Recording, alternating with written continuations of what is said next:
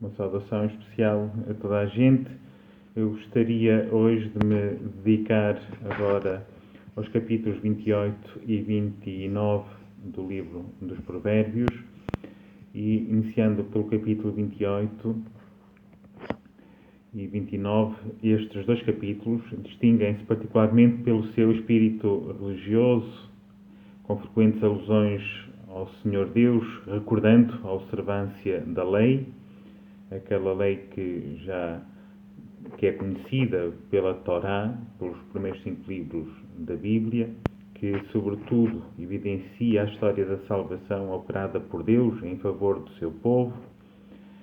E estes capítulos, para além de fazer estas frequentes alusões ao Senhor e recordando a observância da lei, contrapõem também os malvados e os justos. Aliás, é uma constante no livro sapiencial dos Provérbios. Encontramos também neste capítulo 28 ensinamentos que atendem ao bem comum, que procuram evidenciar esta responsabilidade comum que temos uns pelos outros. O versículo 2 reza assim: pelos pecados de um país multiplicam-se os chefes, mas com um homem sensato e sábio perdura a ordem. Esta máxima lembra-nos que a instabilidade de um governo é efeito da corrupção dos cidadãos. Faz-nos pensar muito, às vezes, nas nossas situações concretas que nós conhecemos, das sociedades na qual nós vivemos. Sabemos que a corrupção nasce no momento em que se negam as relações fundamentais. O Papa Francisco, aliás, tem falado muito sobre este tema da corrupção. Ele chega a dizer assim, o Papa Francisco: já não se conhece, portanto, a corrupção leva a que já não se conheça a fraternidade ou a amizade, mas sim a cumplicidade, neste caso, no mal, naquilo que não é valor. E lembra também o Papa Francisco que a corrupção não é apenas um ato, mas acaba por ser um estado pessoal e social no qual a pessoa se habitua a viver. Por isso, uma chamada de atenção, às vezes, é este modo habitual de nós vivermos, sem até nos darmos conta, acabamos por ser coniventes com um espírito de corrupção. O versículo 3 prossegue do mesmo tom, diz assim: o homem perverso, a oprimir os pobres, é semelhante a uma chuva torrencial que causa a fome. Lembra esta máxima que o perverso torna-se então opressor do seu semelhante em lugar de o ajudar. O capítulo apresenta ainda outras máximas com um pertinente sentido prático. Coloca, por exemplo, em contraste a insensatez e a ganância e os bons resultados de uma vida recatada.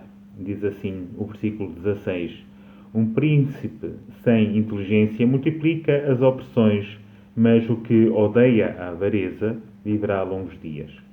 O versículo 23 traz à memória um princípio também recorrente em todo o livro dos Provérbios e que se prende com a importância da instrução feita com verdade.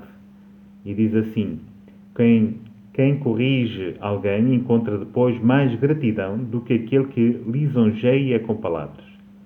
No início, para quem corrige, pode parecer fastidioso, e certamente muitos pais sabem disso, também a quem se dedica à formação, à educação de modo especial.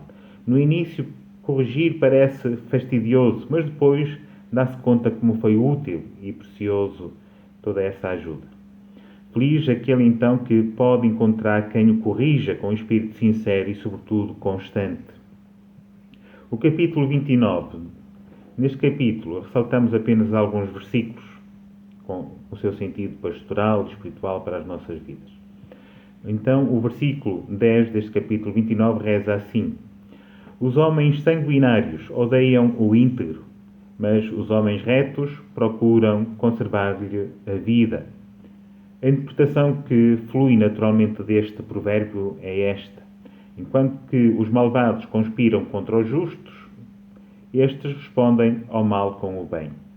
Portanto, os justos, esses são justos, verdadeiramente justos, porque em vez de replicar com o mal, respondem com o bem.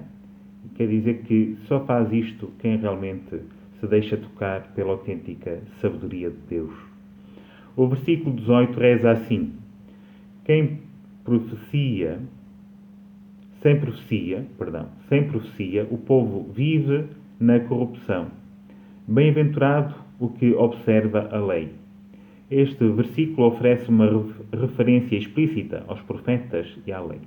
Portanto, eram as instituições mais importantes em Israel: a lei, os profetas, dois grandes elementos da vida moral e religiosa em Israel, e que são fonte de confronto de vida moral e, sobretudo, de superação de estilos corrompidos de vida. E este versículo lembra, pois, que é pela profecia e pela lei que o povo relê a sua própria vida. Mas às vezes falta este aguilhão da palavra viva, que é a palavra dos profetas. E quanto é importante nós realmente deixarmos tocar pela palavra viva dos profetas.